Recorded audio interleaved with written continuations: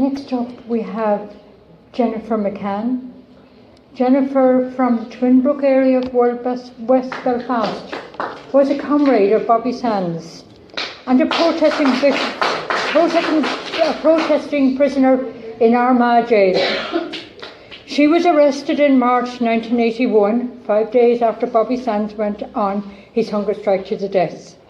She remains a Republican activist, and tonight we are honoured that she's going to speak to us about her activism, about her memories of her time in prison and of the hunger strikes.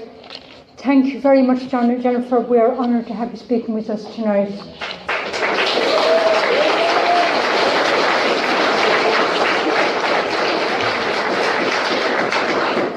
Sorry, I thought I was actually coming last, but anyway, I have to say I'm really, really delighted to be here tonight. And Joan, I just, I don't even know how I'm going to sort of follow what you said. I think that I want to thank Catherine for inviting us all, and I know there's women here, there's women ex-prisoners here, there's women who were activists during the conflict here as well, and I think that it's really, really fitting that tonight is actually honouring women, and I see two women here whose photographs, Mairead Farrell and Maura Drum, and it's women like that down through the years, and women that we've all known, and women that we've all, been part of the Republican movement with, that we are honoured here tonight.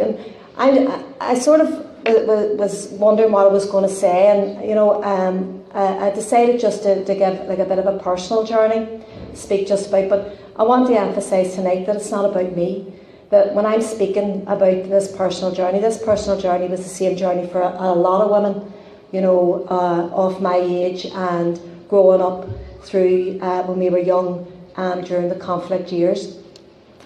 I suppose one of the first memories I have is of 1968-69. I'm not going to tell you what age I was, but I think that at that stage, I was from West Belfast, and then because my father couldn't get a job at the time, in 1966, we had to move out of West Belfast, and it seemed quite a distance away for someone who was only 6 at the time.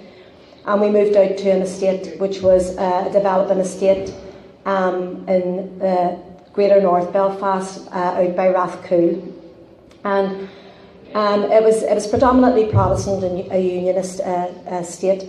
And growing up at that time, it was before the conflict, but you were still very, very conscious of, when things happened on the 12th of July, your friends wouldn't speak to you anymore, and there was Union Jacks put in your garden, things like that. But it wasn't, just as bad as probably, we thought it was when we were young kids. And I suppose other young people growing up at that age, we always had a big sort of connection with your extended family, and for me that was my granny particularly. I was very, very close to my granny, and I don't know what it was like for down here, but we stayed half, at the weekends with your granny and granda, and then you stayed the other half of the other week going to school. You stayed in summer holidays there with your granny and stuff. My granny lived in the Falls Road at the time. And I remember, first of all, the civil rights marchers, watching it on the television. You had the old black and white TVs at that time, but particularly in Derry and that, and we seen, as a child watching the people coming out to actually, want their housing rights, one man, one vote. It should be one person, one vote, but it was one man, one vote.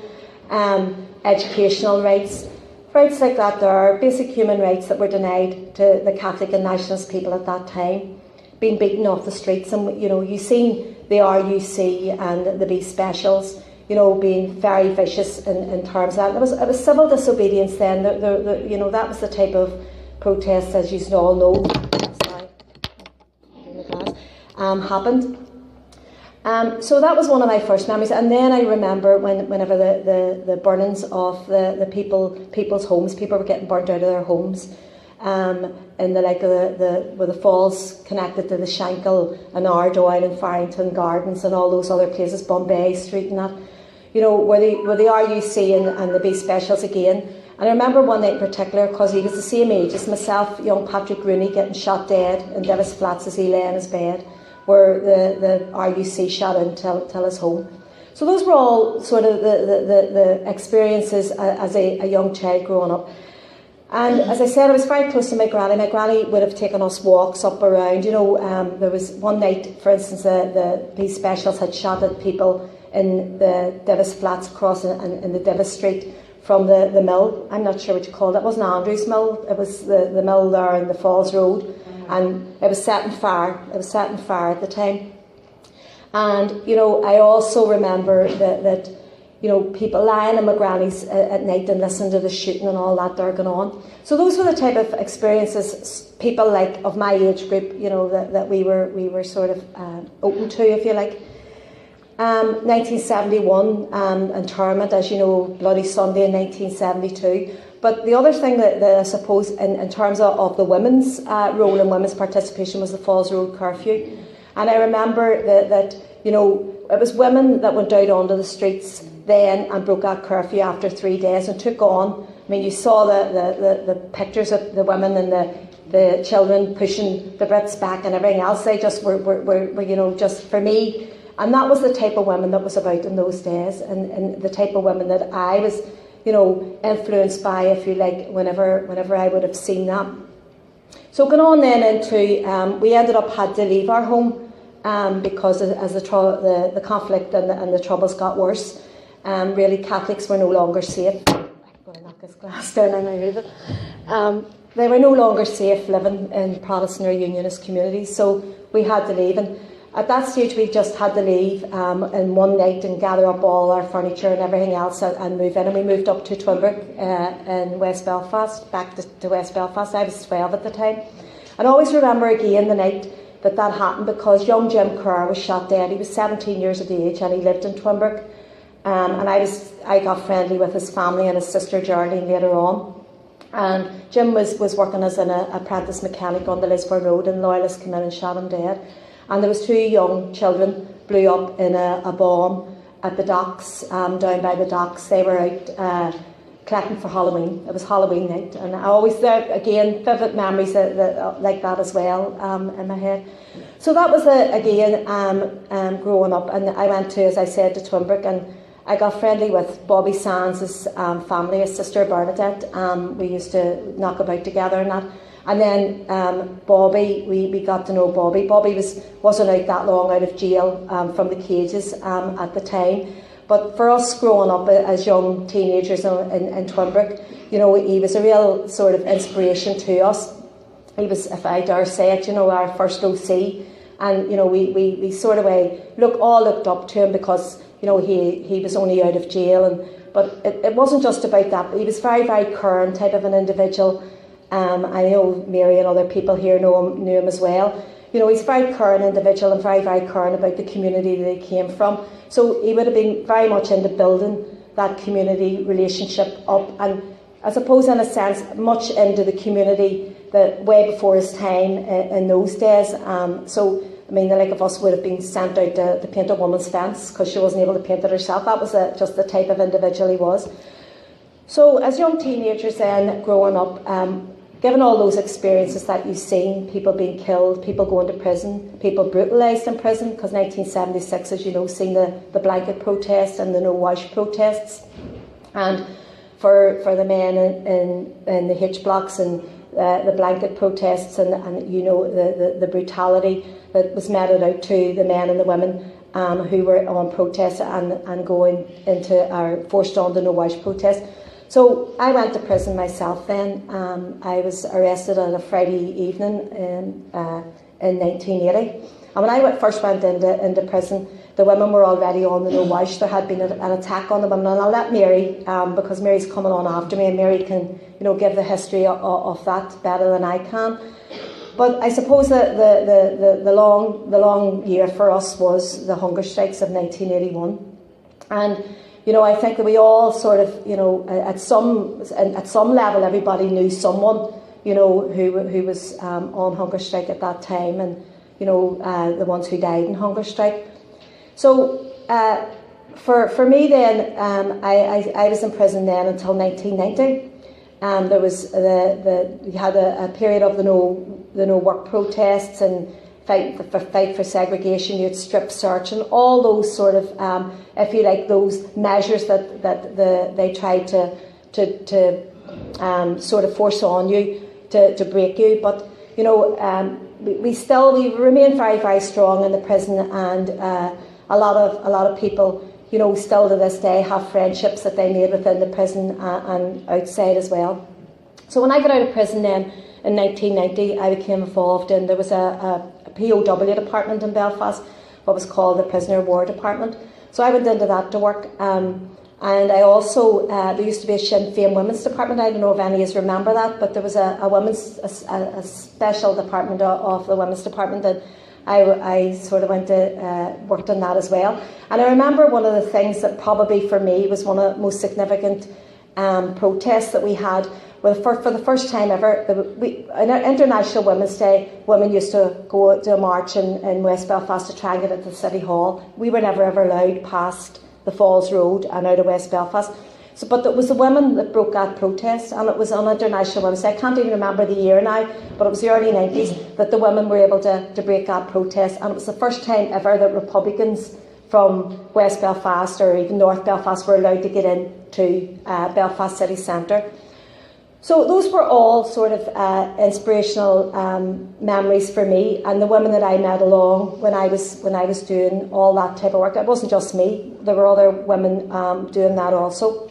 So after the ceasefires of 1994, then there was a negotiation period in the lead up to the Good Friday agreements, and I was part of the support group, if you like, that was supporting the people who were in the negotiations. So I can remember Siobhan O'Hanlon was part of the negotiation team as well, and Lucilita at the time. But you know, we all sort of worked together and to sort of lead on the lead up to obviously what we all now know as the Good Friday Agreement. But also during that period, there was a time of instability again, as you know, when the ceasefires broke down. And I had already had my first child at the time, and I had my second child in 1986, and my child was 3 weeks old, and I had actual problems after the birth, and I was in bed sick at the time, and the RUC came in through my windows and arrested my partner and another person in the house at the time. But always, again, you know, strong women were standing outside my home, and it was women who actually faced down, you know, to get in, to get the kids out, because I had 2 babies at the time, to get the kids out before they had arrested us. And at that period, I always, again, look back to the women, and just in memories that came back to me, you know, that it was always women that were there in the times of real, you know, periods when you needed them. I mean, women, it was always, for me anyway, it was always women that were there. Sue Ramsey, I remember us playing, Sue being outside the door that day as well. And again, that period then was a bit of instability. I had to go to, and we were separated. My partner was in jail, and I was down in Dundalk for a while. But again, coming back, I suppose then, really the journey for me then was becoming involved again in community politics. I became involved in the local community up there, and started working on different sort of projects and programmes and that in the local community. And then I was asked to stand, and I was co-opted into the council elections, the council in Lisburn in 2006, and it was a really, really bad place to be in Lisburn Council at that time, because they were very, very, you know, they didn't give any Sinn Féin members chairs of the committees or anything like that. Really, really, you know, sectarian at the time. I was then asked to stand in the elections in 2007 for the first Assembly elections, and I stood in the elections, and I'm now into my 3rd term. And the reason I'm telling you this, I suppose, is that really, you know, this was a normal type of lifestyle for young sort of children of my age growing up, and the experiences that we had and witnessing what we saw. And then we you know, sort of, you sort of flowed from that into whatever type of work you were doing after that. But sometimes the women's stories don't be heard as much as the men's stories. And I know that, that this year in particular, and the group that Bridge and Sheila and Sinead are part of, that they try to make sure that women's stories are heard as well. Because I think it's very, very important. And this year in particular, I've heard women's stories that women who fought in 1916 or who were part of the 1916 rebellion and later the War of Independence that I had never heard of before, women that I hadn't even heard of. I would always have thought, I knew a lot about history and the history of our Republican struggle down through the years. So I think it's very, very significant that events like this are held, and I have to congratulate Catherine for holding it. I think it's important for, women like Joan and women you're going to hear later, Martina and Mary, and the rest of the women here as well, because, there's women here that I know have their own personal stories about how they, came through the whole sort of struggle and their contribution to the struggle. And sometimes those women are quite shy about giving their contribution. And I would like to say to them, tonight, this is your night, this is your celebration. And certainly, I hope that you have a good night. And I'm sure you'll listen to the rest of the stories from the rest of the women. And just that's all I have to say. Thank you.